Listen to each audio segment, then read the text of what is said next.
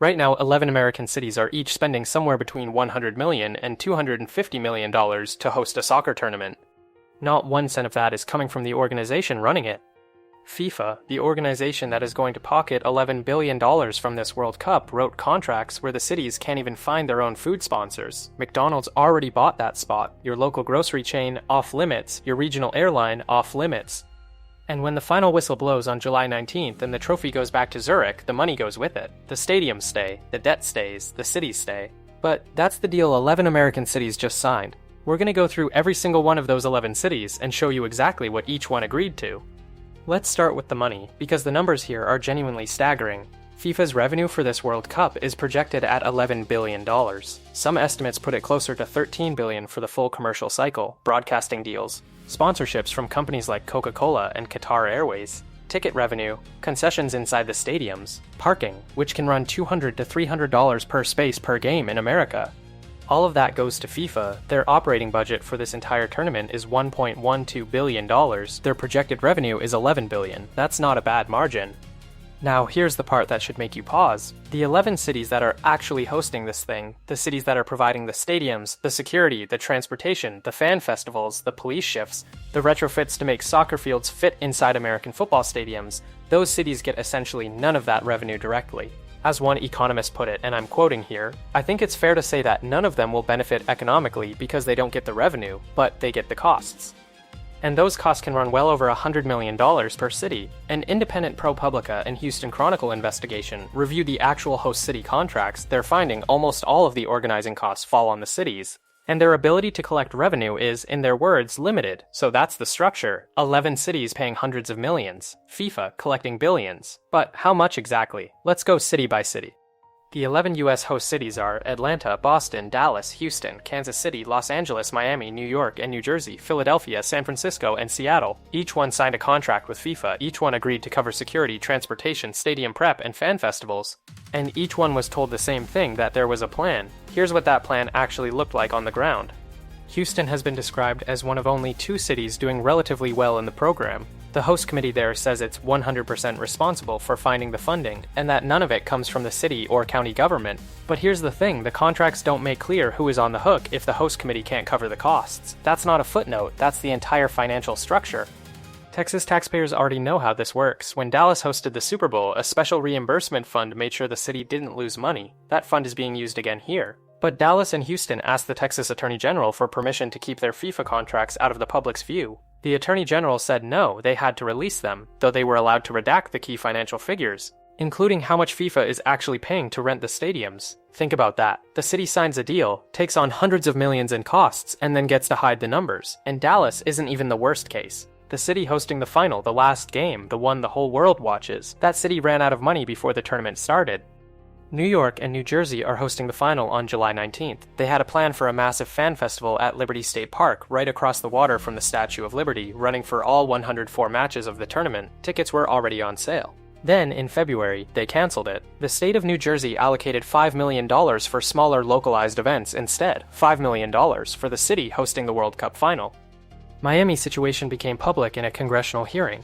Ray Martinez, the chief operating officer of Miami's host committee, went before the House Homeland Security Committee and said, and this is a direct quote, that without federal funding, it could be catastrophic for our planning and coordination. Miami needed $70 million to run its planned 23-day fan festival. The money wasn't there. And here is why all of this is happening at the same time, because it's not a coincidence. Almost $900 million designated for the 11 host cities was frozen by a partial federal government shutdown. The cities signed contracts, they built plans, they sold tickets, and then the money didn't show up. But even when the federal funding does arrive, it doesn't solve the problem. Here's why.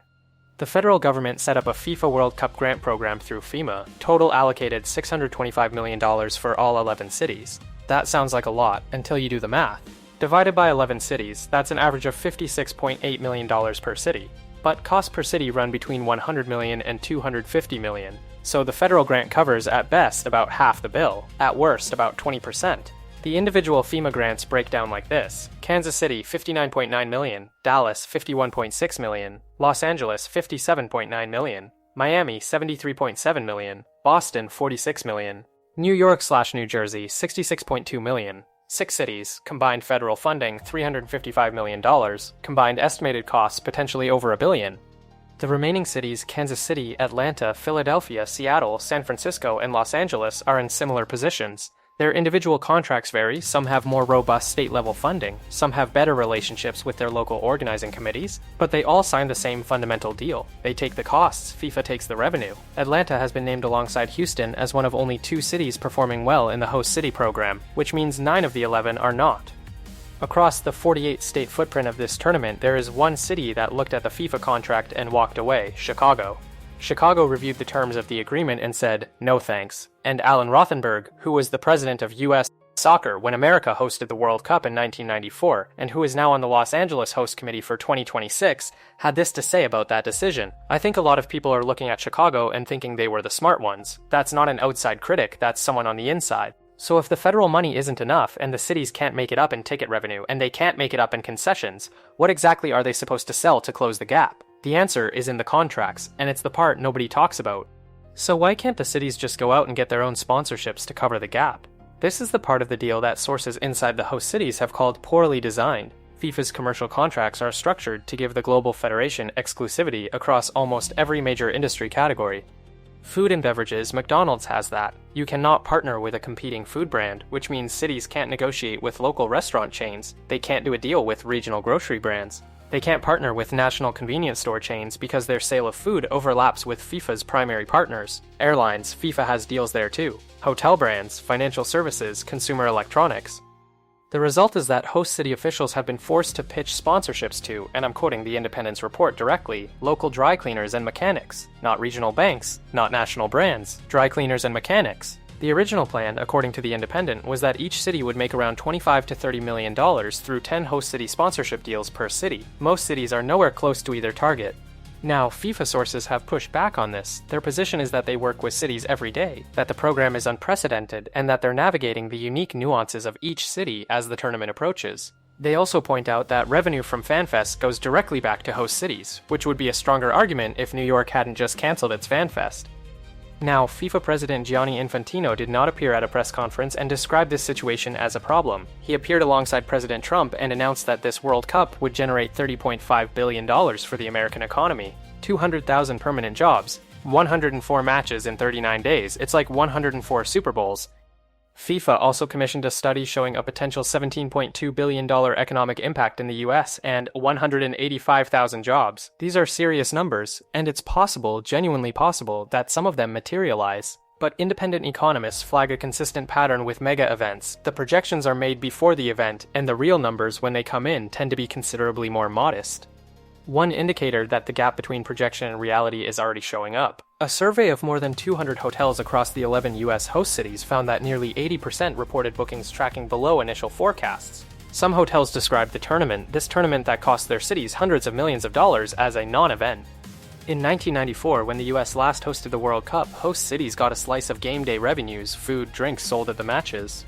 In 2026, that's gone. Rothenberg again. Everybody signed an agreement that was very, very one-sided. The man who ran U.S. soccer the last time this tournament was here is now on one of the host committees, and that's his public assessment of the contract his own city just signed. Here's what we know with the tournament already underway. 11 American cities signed contracts that put most of the costs on them and most of the revenue on FIFA. The federal funding that was supposed to help, $900 million, was frozen before it arrived. The FEMA grants that did get approved average about $57 million per city. The costs average between $100 and $250 million. The collective shortfall for the 11 US cities is at least $250 million. That number may grow. The contracts don't fully clarify who absorbs the overruns. New York's FanFest, the one near the Statue of Liberty, planned for all 104 matches, was cancelled. Miami described its situation as potentially catastrophic without more money. And sources inside the host program, not critics, insiders, called this the worst deal in FIFA World Cup history. Now, it's fair to ask why the cities signed this in the first place, and the honest answer is they wanted the World Cup.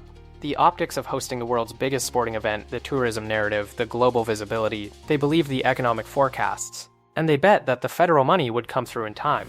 Some of those bets may still pay off. Houston and Atlanta appear to be managing better than most. But the deal itself, the structure that let FIFA take almost all central revenue while cities absorbed almost all central costs, that deal was signed before any of this became clear.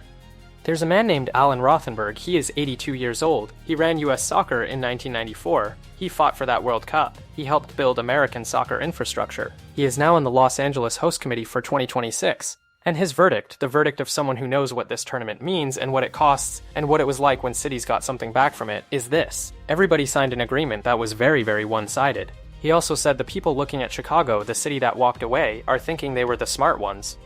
104 matches, 39 days, the world is watching. FIFA will collect the tickets, the TV deals, the sponsorships, the parking, and the concessions. The 11 cities will collect the bill.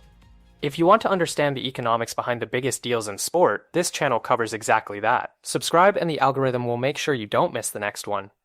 The tournament started on June 11th, the final is July 19th. Whoever wins the trophy gets a parade, FIFA gets the rest.